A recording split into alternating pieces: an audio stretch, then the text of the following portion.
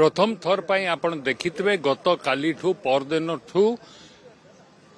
सरकार रास्ता रे चली सांगे प्रशासन भी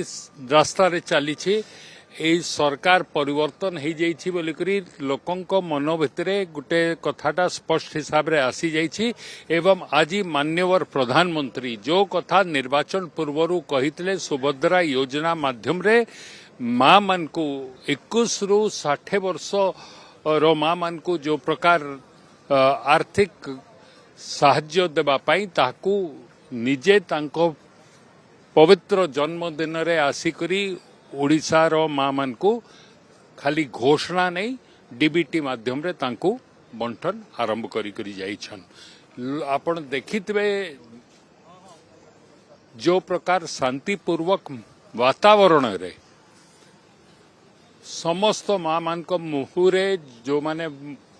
सभा स्थल वर्तमान फेरुछंती भी जो हस चेहरा तांकर थिला एवं इंद्र देवता भी जो प्रकार वृष्टि करिले